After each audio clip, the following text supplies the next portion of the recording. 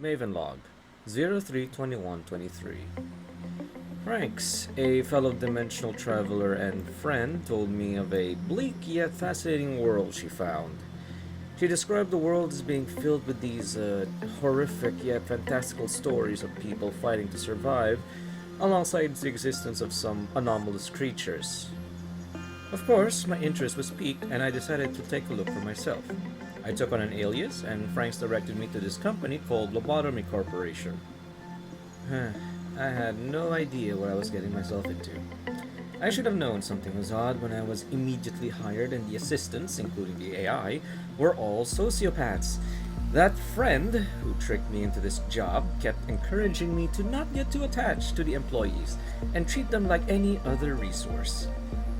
Out of everybody around me, only Sildrew, the only non-AI advisor, save for Franks, was providing sound advice and not relishing in my pain.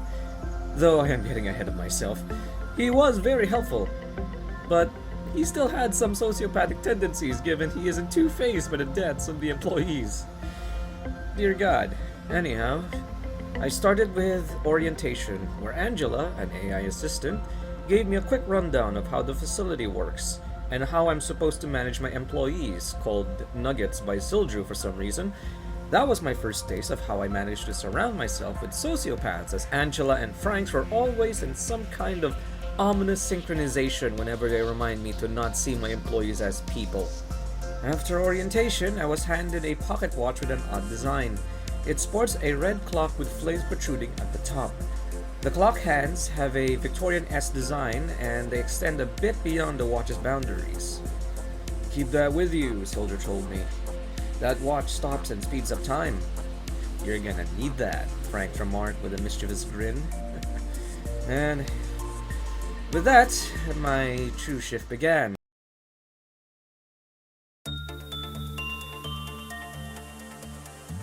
My first agent was a brown-haired lady named Yuri.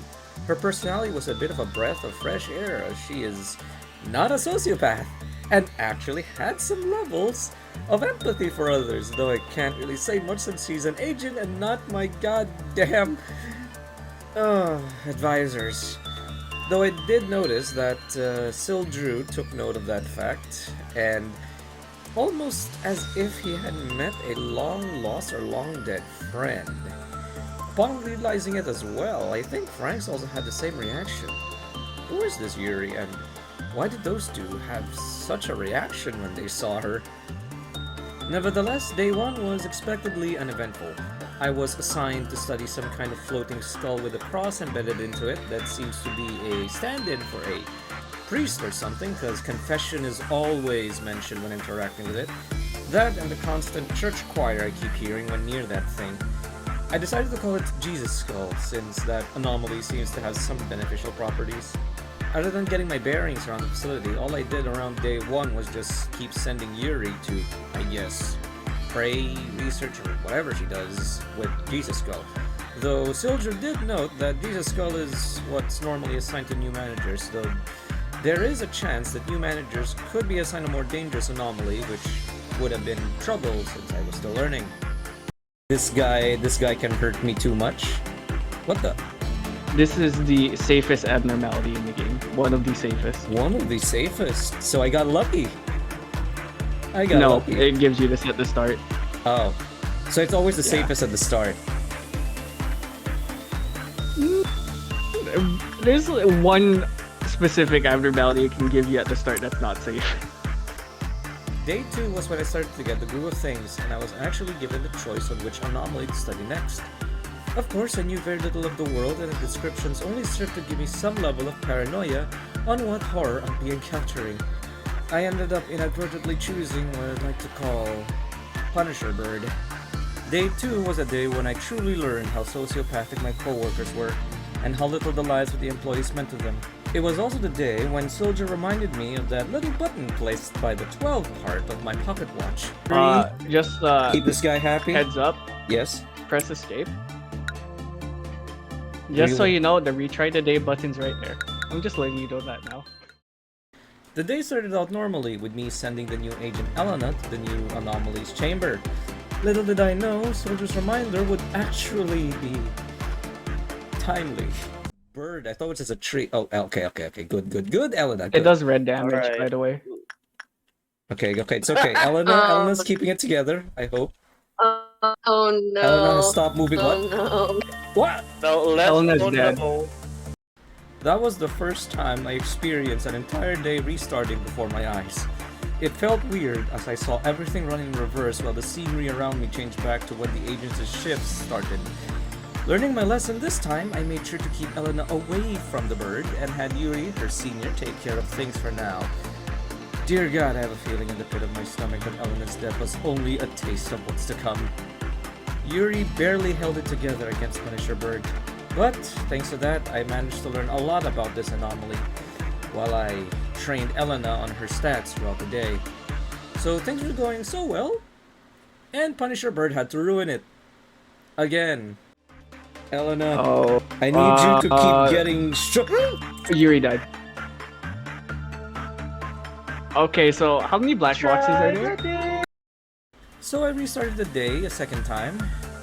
I fully researched the bird and created all the eagle gear from it, but it had to kill Yuri and ruin all the progress. So on my third cycle, the world decided to remind me on how cruel it truly was, and decided to kill off Yuri right off the bat.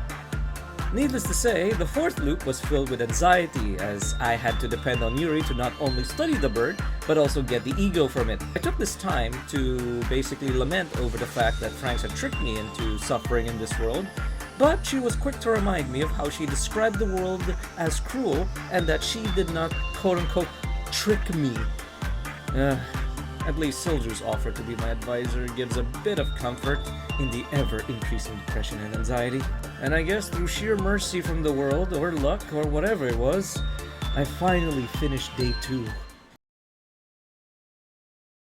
For day 3, I got this anomalous radio that generates some kind of white noise that drives people mad, it seems.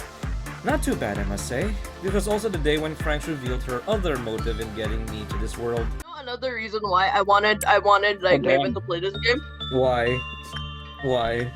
is because I want to see the mental capacity of like, would you just risk one like employee to create another, or would you be willing to keep on going and saving these people? Damn that woman.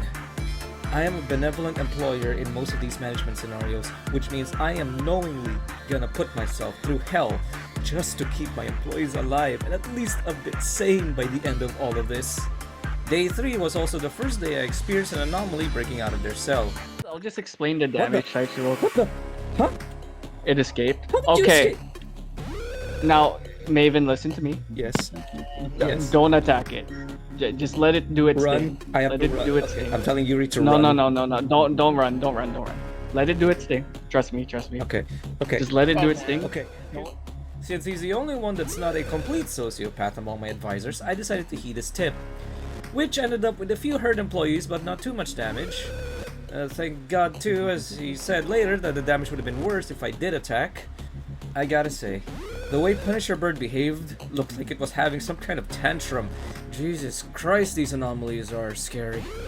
Luckily, no other incidents occurred and I ended day 3 without needing a reset.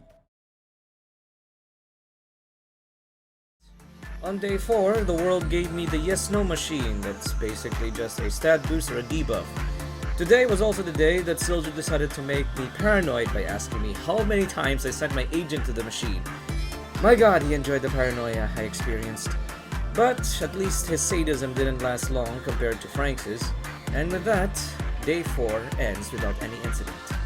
Addendum. I just realized it's only been 4 days since I first stepped into this world, and it felt like I've already been here for a while. Clearly, I was very tired after day 4, so I decided to take a little break and leave this dimension for a time to catch my bearings while having Franks basically dance all over my misery, with Sildrew just giving me some apt advice and comfort. Lobotomy Corporation. Your world, your dimension, it's sociopathic to say the least.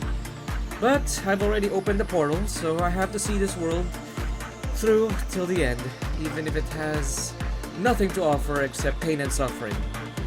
Note to self, be wary of everything Franks advertises to me. Addendum 2. After going through chapter 1 of Limbus Company, I now understand why those two reacted the way they did when they saw Yuri. And upon being enlightened myself, I would like to put it on record that I will ensure that Yuri will live through Lobotomy Corporation.